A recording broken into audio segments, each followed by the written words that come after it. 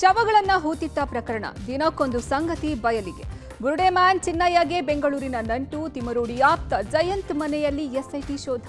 ಬುರುಡೆ ಷಡ್ಯಂತ್ರಕ್ಕೆ ಸೂತ್ರಧಾರಿ ತಿಮರೋಡಿ ಆಪ್ತನ ಜಯಂತ್ ಮನೆಯಲ್ಲಿ ಹೆಣೆಯಲಾಗಿದ್ದ ಷಡ್ಯಂತ್ರದ ಬಲೆ.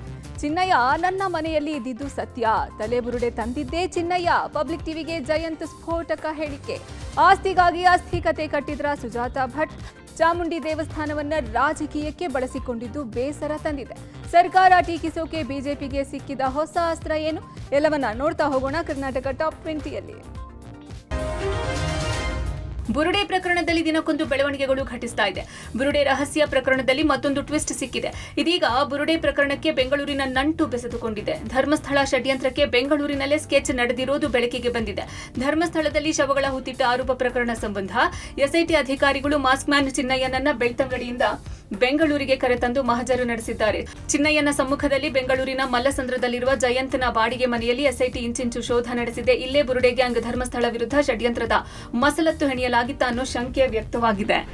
ಇನ್ನು ಪಬ್ಲಿಕ್ ಟಿವಿಗೆ ದೂರುದಾರ ಜಯಂತ್ ಚಿನ್ನಯ್ಯ ಬಗ್ಗೆ ಸ್ಫೋಟಕ ಹೇಳಿಕೆ ಕೊಟ್ಟಿದ್ದಾರೆ. ನನ್ನ ಬೆಂಗಳೂರಿನ ಮನೆಗೆ ಚಿನ್ನಯ್ಯ ಬಂದಿದ್ದು ನಿಜ. ನಾನು ಅವನಿಗೆ ಆಶ್ರಯ ನೀಡಿದ್ದೆ, ಅವನೇ ಬುರುಡೆ ತಂದಿದ್ದ ಎಂದು ಹೇಳಿದ್ದಾರೆ. ಯಾವುದೇ ಕಾರಣಕ್ಕೂ ನಾನು ಷಡ್ಯಂತ್ರದಲ್ಲಿ ಭಾಗಿಯಾಗಿಲ್ಲ. ಇದರಲ್ಲಿ ತಪ್ಪಿದ್ದರೆ ನನಗೂ ಶಿಕ್ಷೆ ಆಗಲಿ ಎಂದಿದ್ದಾರೆ. ಬುರುಡೆ ಏನಿಟ್ಟಿದ್ದಾನೆ ಅವನು ನಾನು ತುಂಬ ಸಲ ನೋಡಿದ್ದೀನಿ. ತುಂಬ ಸಲ ಹೋಗಿ ಬಂದು ಮತ್ತೆ ಗಾಡಿ ನಿಲ್ಲಿಸ್ಬೇಕಾದ್ರೆ ಎಲ್ಲ ಜಗಳ ಆಗಿತ್ತು. ನಾನು ಒಂದ್ಸಲ ನೋಡಿದ್ದೀನಿ, ತುಂಬ ಸಲ ನೋಡಿದ್ದೀನಿ. ಬಂದು ಹೋಗಿ ಮಾಡ್ತಾಯಿದ್ರು. ಅದು ಅಲ್ಲದೆ ತುಂಬ ಜನ ಅವ್ರ ಮನೆಗೆ ಬಂದು ಹೋಗಿ ಮಾಡ್ತಾ ಇದ್ದಾರೆ. ಗೊತ್ತಿದೆ ನನಗೆ, ನಾನು ತುಂಬ ಸಲ ನೋಡಿದ್ದೀನಿ. ಅವರು ತುಂಬ ಸಲ ಹೋಗಿ ಬಂದು ಮಾಡ್ತಾ ಇದ್ದಾರೆ ಅವ್ರ ಮನೆಗೆ. 5 years ಇದ್ದಿದ್ದು. ಫಸ್ಟಿಂದನೂ ಏನು ಮಾಡ್ತಾ ಇರಲಿಲ್ಲ. ಇವಾಗ ರೀಸೆಂಟಾಗಿ ಎಣ್ಣೆದು ಗಾಣ ಅಂಗಡಿ ಇಟ್ಟಿದ್ದಾರೆ ಅಷ್ಟೇ. ಫಸ್ಟಿಂದ ಮನೆಯಲ್ಲಿದ್ರು ಅವರು. ಇವ್ರು ಗಾಂಜಾ ಮಾಡ್ತಾ ಇದ್ರು ಅಂತ ಹೇಳ್ಬಿಟ್ಟು ನಾನು ಇದು ಮಾಡಿದೆ. ಅವರು ಇನ್ನೊಂದು ಮನೆ ಮಲಯಾಳಿ ಮನೆಗಳು ಇನ್ನೆರಡು ಇದೆ ಇಲ್ಲಿ. ಇವ್ರ ಮನೆ ಒಂದು, ಜಯಂತ್ ಮನೆ ಒಂದು, ಇನ್ನೊಂದು ಈ ಕಡೆ ಬಿಂದು ಅಂತನೋ ಅವರೊಬ್ಬರ ಮನೆಯಲ್ಲಿ, ಇಬ್ಬರು ಮನೆಯಲ್ಲೂ ಕೂಡ ಗಾಂಜಾ ಕೂಡ ಮಾರ್ತಾರೆ.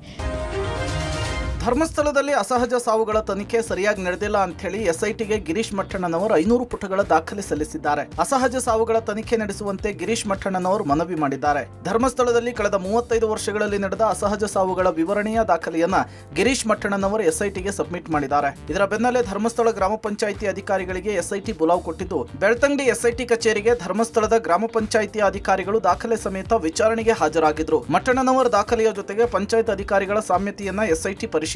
ಇದರ ದಾಖಲೆಗಳ ಬಗ್ಗೆಯೂ ಕೂಡ ಪಂಚಾಯತ್ ಅಧಿಕಾರಿಗಳಿಂದ ಎಸ್ಐಟಿ ಮಾಹಿತಿ ಸಂಗ್ರಹಿಸಿದೆ. ಏನು ದಾಖಲೆ ಅಂದ್ರೆ ಅದು ಎಸ್ಐಟಿ ಅವರಿಗೆ ಗೊತ್ತಿರ್ತದೆ ಸರ್. ನಾವು ಏನು ಕೊಟ್ಟಿವಿ ಏನು ಬಿಟ್ಟಿವಿ ಅದು ನಾವು ಬಹಿರಂಗವಾಗಿ ಹೇಳಕ್ಕಾಗಲ್ಲ.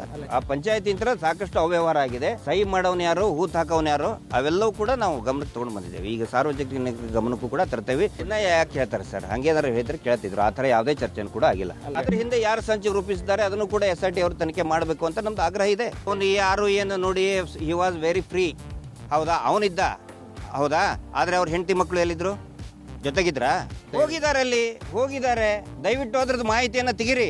ಅವನ ಹೆಂಡತಿಗೆ ಪಾಪ ಒಳ್ಳೆಯವರು, ಅವರು is from a very good family. ಅಲ್ಲಿ ಹೆಂಡತಿಗೆ ಎದುರಿಸಿದ್ದಾರೆ, ಆ ಮಕ್ಕಳಿಗೆ ಎದುರಿಸಿದ್ದಾರೆ. ಇನ್ನೊಂದು ಹೆಂಡತಿ ನೀವೇ ನೋಡ್ತಾ ಇದ್ದಾರೆ, ನಿಮ್ಮ ಚಾನಲ್ನಲ್ಲೇ ಬರ್ತಾ ಇದೆ, ಬೇರೆ ಬೇರೆ ಚಾನಲ್ನಲ್ಲಿ ಬರ್ತಾ ಇದೆ. ಹೆಂಡತಿ ಮೊದಲೇ ಎರಡನೇ ಹೆಂಡತಿ ಒಂದು ಸ್ಟೇಟ್ಮೆಂಟ್ ಕೊಡ್ತಾ ಇದ್ದಾರೆ. ಇನ್ನು ನಿನ್ನೆ ಎಸ್ಐಟಿ ವಿಚಾರಣೆಗೆ ಗೈರಾಗಿದ್ದ ಯೂಟ್ಯೂಬರ್ ಸಮೀರ್ಗೆ ಇಂದು ಎಸ್ಐಟಿ ಗ್ರಿಲ್ ನಡೆಸಿದೆ. ಹಲವು ದಾಖಲೆಗಳ ಸಮೇತ ಸಮೀರ್ ಬೆಳ್ತಂಗಡಿ ಠಾಣೆಯಲ್ಲಿ ವಿಚಾರಣೆ ಎದುರಿಸಿದ್ದಾನೆ. ಈ ಹಿಂದೆ ವಿಚಾರಣೆಗೆ ಹಾಜರಾಗಿದ್ದ ವೇಳೆ ಲ್ಯಾಪ್ಟಾಪ್, ಹಾರ್ಡ್ ಡಿಸ್ಕ್, ಮೂಲ ದಾಖಲೆ, ವಿಡಿಯೋ ಹಾಗೂ ಹಲವು ತಾಂತ್ರಿಕ ಸಾಕ್ಷ್ಯಗಳ ಬಗ್ಗೆ ಪೊಲೀಸರು ಮಾಹಿತಿ ಕೇಳಿದ್ರು. ವಕೀಲರ ಜೊತೆ ಬಂದು ಸಮೀರ್ 40 ನಿಮಿಷಗಳ ಕಾಲ ವಿಚಾರಣೆ ಎದುರಿಸಿದ್ದಾನೆ. ಮತ್ತೊಂದು ಕೇಸ್ಗೆ ಸಂಬಂಧಪಟ್ಟಂತೆ ಮತ್ತೆ ಸೆಪ್ಟೆಂಬರ್ 3ರಂದು ವಿಚಾರಣೆಗೆ ಬರೋಕೆ ಹೇಳಿ ಪೊಲೀಸರು ಸೂಚನೆ ಕೊಟ್ಟಿದ್ದಾರೆ. ಬೆಳ್ತಂಗಡಿ ಠಾಣೆಯಲ್ಲಿ ದಾಖಲಾಗಿರೋ ಇನ್ನೂ 2 ಕೇಸ್ನ ವಿಚಾರಣೆ ಬಾಕಿ ಇದೆ. ಉಜಿರೆಯ ಬೆನಕ ಆಸ್ಪತ್ರೆ ಬಳಿ ನಡೆದ ಅಕ್ರಮ ಕೂಟ ಸೇರಿ ನಡೆದ ಗಲಾಟೆಯ ಸುಮೋಟೋ ಪ್ರಕರಣ ಹಾಗೂ ಖಾಸಗಿ ವಾಹಿನಿಯ ವರದಿಗಾರರ ಮೇಲೆ ನಡೆದ ಹಲ್ಲೆ ಕೇಸ್ ಸಂಬಂಧ ಮತ್ತೆ ವಿಚಾರಣೆಗೆ ಬರಲು ಸೂಚಿಸಿದ್ದಾರೆ. ಧರ್ಮಸ್ಥಳದಲ್ಲಿ ನಾಪತ್ತೆಯಾದ ಬಗ್ಗೆ ಕತೆ ಕಟ್ಟಿದ್ದ ಸುಜಾತಾ ಭಟ್ ಎಸ್ಐಟಿ ವಿಚಾರಣೆಯ ಚಕ್ರವ್ಯೂಹದಲ್ಲಿ ಸಿಲುಕಿಕೊಂಡಿದ್ದಾರೆ. ಅನನ್ಯ ಭಟ್ ನಾಪತ್ತೆ ಕಟ್ಟುಕಥೆ ಅನ್ನೋದು ಗೊತ್ತಾಗಿದೆ. ಧರ್ಮ ರಹಸ್ಯವನ್ನ ಬಯಲಾಗ್ತಾ ಇದ್ದಂತೆ ನನ್ನನ್ನು ಬಿಟ್ಟುಬಿಡಿ ಅಂತ ಹೇಳಿ ಸುಜಾತಾ ಭಟ್ ಕಣ್ಣೀರಿಟ್ಟಿದ್ದಾರೆ. ಅಲ್ಲದೆ ಇದರ ಹಿಂದೆ ಆಸ್ತಿ ವಿವಾದವೂ ಕೂಡ ಇರೋದು ಈಗ ಬೆಳಕಿಗೆ ಬಂದಿದೆ. ಉಡುಪಿಯ ಪರಿಕಾ ಜಮೀನಿನ ಹಣದಲ್ಲಿ ಸುಜಾತಾ ಭಟ್ ಅವರ ತಂದೆಗೆ ಸಿಕ್ಕಿದ್ದು 50,000. ಅದರಲ್ಲಿ 6 ಮಕ್ಕಳಿಗೆ ಹಣ ಹಂಚಿಕೆಯಾಗಿದೆ. ಆಸ್ತಿ ವಿಚಾರದಲ್ಲಿ ಸುಜಾತಾ ಭಟ್ಗೆ ಸಿಕ್ಕಿದ್ದು 8,500 ರೂಪಾಯಿ ಮಾತ್ರ. ಕುಟುಂಬದ ಆಸ್ತಿಯ ಲೆಕ್ಕಾಚಾರದಲ್ಲಿ ಸ್ವಲ್ಪ ಹಣ ಕೊಡಿಸಿ ಅಂತೇಳಿ ಸುಜಾತಾ ಭಟ್ ಎಸ್ಐಟಿ ಮುಂದೆ ಕಣ್ಣೀರಿಟ್ಟಿದ್ದಾರೆ. ರಾಜ್ಯ ಸರ್ಕಾರಕ್ಕೆ ಧರ್ಮಸ್ಥಳದ ಧರ್ಮ ಸಂಕಟ ಹೆಚ್ಚಾಗಿದೆ. ಸೆಪ್ಟೆಂಬರ್ 2ನೇ ವಾರದಲ್ಲಿ ಎಸ್ಐಟಿ ತನಿಖಾ ವರದಿ ಸಲ್ಲಿಸೋಕೆ ಸಾಧ್ಯತೆ ಇದೆ. ಶೀಘ್ರಗತಿ ತನಿಖೆಗೆ ಸರ್ಕಾರ ಮೌಖಿಕವಾಗಿ ಸೂಚನೆ ಕೊಟ್ಟಿದೆ. ಮಂದಗತಿಯ ತನಿಖೆ ಆದರೆ ಸರ್ಕಾರಕ್ಕೆ ಮತ್ತಷ್ಟು ಡ್ಯಾಮೇಜ್ ಆಗುವ ಆತಂಕ ಎದುರಾಗಿದೆ. ಗೃಹ ಸಚಿವ ಜಿ ಪರಮೇಶ್ವರ್ ಮಾತನಾಡಿ, ಧರ್ಮಸ್ಥಳ ಕೇಸ್ನಲ್ಲಿ ಎಸ್ಐಟಿ ತನಿಖೆ ಪೂರ್ಣ ಮಾಡೋಕೆ ಸಮಯ ನಿಗದಿ ಮಾಡಿಲ್ಲ.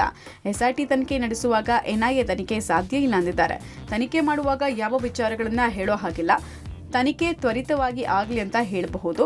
ಎಸ್ಐಟಿಗೆ ಟರ್ಮ್ಸ್ ಆಫ್ ರೆಫರೆನ್ಸ್ ಕೊಟ್ಟಿದ್ದೀವಿ, ಅದನ್ನು ಮಾಡ್ತಾರೆ. ಎಸ್ಐಟಿಗೆ ಬೇರೆ ಬೇರೆ ಮಾಹಿತಿ ಸಿಕ್ಕಿದ್ರೆ ತನಿಖೆ ಮಾಡ್ಕೊಳ್ತಾರೆ. ನಾವು ಯಾವುದೇ ಡೈರೆಕ್ಷನ್ಸ್ ಅನ್ನ ಕೊಡೋದಿಲ್ಲ ಅಂದಿದ್ದಾರೆ. ತ್ವರಿತಗತಿಯಲ್ಲಿ ಆಗಬೇಕು ಅಂತ ಹೇಳಿದ್ರೆ ಅದಕ್ಕೆ ಅವ್ರದೇ ಆದಂತ ತೀರ್ಮಾನಗಳು ಇರ್ತವೆ. ಹಾಗಾಗಿ ಅವರು ತನಿಖೆ ನಡೆಸ್ತಾ ಇದ್ದಾರೆ. ತನಿಖೆ ಮುಗಿಯೋವರೆಗೂ ಕೂಡ ಯಾವ ವಿಚಾರಗಳನ್ನು ಕೂಡ ನಾವು ಹೇಳಂಗಿಲ್ಲ. ಇಲ್ಲ, ಅವ್ರಿಗೆ ಏನ್ ಟರ್ಮ್ಸ್ ಆಫ್ ರೆಫರೆನ್ಸ್ ಕೊಟ್ಟಿದ್ದೀವಿ ಅದನ್ನ ಮಾಡ್ತಾರೆ ಅವರು. ಅದರಲ್ಲಿ ಏನಾದರೂ ಬೇರೆ ಬೇರೆ ಇನ್ಫಾರ್ಮೇಶನ್ಸು ಅವರಿಗೆ ಸಿಗುವಂಗೆ ಏನಾದರೂ ಕಾಣದಿದ್ರೆ ಅದನ್ನ ಅವರು ಮಾಡ್ಕೊಳ್ತಾರೆ. ಅದನ್ನ ನಾವು ಯಾವುದೋ ಡೈರೆಕ್ಷನ್ಸ್ ಕೊಡೋದಿಲ್ಲ. ಚಾಮುಂಡಿ ಬೆಟ್ಟ ಹಿಂದೂಗಳ ಸ್ವತ್ತಲ್ಲ ಎಂಬ ಡಿಸಿಎಂ ಡಿಕೆ ಶಿವಕುಮಾರ್ ಹೇಳಿಕೆ ಭಾರಿ ಆಕ್ರೋಶ ವ್ಯಕ್ತವಾಗ್ತಾ ಇದೆ. ಈ ಬಗ್ಗೆ ಮೈಸೂರಿನಲ್ಲಿ ರಾಜವಂಶಸ್ಥೆ ಪ್ರಮೋದಾ ದೇವಿ ಒಡೆಯರ್ ಪ್ರತಿಕ್ರಿಯೆ ಕೊಟ್ಟಿದ್ದಾರೆ. ಚಾಮುಂಡಿ ಬೆಟ್ಟ ಹಿಂದೂಗಳಿಗೆ ಸೇರಿದ್ದು, ಚಾಮುಂಡಿ ಹಿಂದೂ ದೇವರು, ಯದುವಂಶಕ್ಕೆ ಮನೆ ದೇವರು, ಧಾರ್ಮಿಕ ತಾಯಿ ಇದ್ದಂತೆ ಅಂತ ಹೇಳಿ ಸ್ಪಷ್ಟಪಡಿಸಿದ್ದಾರೆ. ದೇವಸ್ಥಾನದಲ್ಲಿ ಹಿಂದೂ ಧಾರ್ಮಿಕ ವಿಧಿವಿಧಾನದಿಂದಲೇ ಪೂಜೆ ನಡೆಯುತ್ತೆ. ದೇವಸ್ಥಾನದ ವಿಚಾರದಲ್ಲಿ ನಮ್ಮ ಮನೆತನ ನ್ಯಾಯಾಲಯದಲ್ಲಿ ಹೋರಾಟ ಮಾಡ್ತಿದೆ. ರಾಜಕಾರಣಿಗಳು ಏನು ಬೇಕಾದರೂ ಹೇಳಿ, ಕರೆಯುವವರು ಏನಾದರೂ ಕರೀಲಿ, ಅವರು ಹೇಳಿದಂತಾಗಲ್ಲ ಅಂಥೇಳಿ ಡಿಕೆ ಶಿವಕುಮಾರ್ಗೆ ತಿರುಗೇಟು ಕೊಟ್ಟಿದ್ದಾರೆ. ಇನ್ನು ಡಿಕೆ ಶಿವಕುಮಾರ್ ಪರ ಬೆಂಗಳೂರಿನಲ್ಲಿ ಗೃಹ ಸಚಿವ ಜಿ ಪರಮೇಶ್ವರ್ ಬ್ಯಾಟ್ ಬೀಸಿದ್ದಾರೆ. ಡಿಕೆ ಶಿವಕುಮಾರ್ ತಮ್ಮ ಪಕ್ಷದ ಅಧ್ಯಕ್ಷರು. ಡಿಕೆಶಿ ಅವರು ರಾಜಕಾರಣಕ್ಕೆ ಹೊಸಬರಲ್ಲ, ಅವರು ಸಮರ್ಥರಿದ್ದಾರೆ. ಎಲ್ಲ ರೀತಿಯಲ್ಲೂ ಕೂಡ ಅವರಿಗೆ ರಾಜಕೀಯ ಜ್ಞಾನ ಇದೆ. ಅವರನ್ನ ಆ ರೀತಿ ಐಸೋಲೇಷನ್ ಮಾಡಿದ್ರು ಅಂತೆಲ್ಲ ಮಾತನಾಡೋದು ಸರಿಯಲ್ಲ ಅಂತ ಕೂಡ ಹೇಳಿದ್ದಾರೆ. ದಸರಾ ಉದ್ಘಾಟಕರ ವಿಚಾರವಾಗ್ಲೂ ಸಾಕಷ್ಟು ಚರ್ಚೆ ಆಗ್ತಾ ಇದೆ. ಅದ್ರ ಬಗ್ಗೆ ನಂದೇನು ಒಪಿನಿಯನ್ ಇಲ್ಲ. ನಾನು ಅದಕ್ಕೇನು ಹೇಳೋಕ್ಕೆ ಇಲ್ಲ. ಅದು ಸರ್ಕಾರದ ಕಾರ್ಯಕ್ರಮ.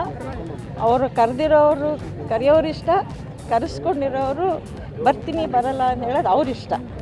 ನನಗೂ ಅದಕ್ಕೂ ನಾನು ಅದಕ್ಕೇನು ಒಪಿನಿಯನ್ ಇಲ್ಲ.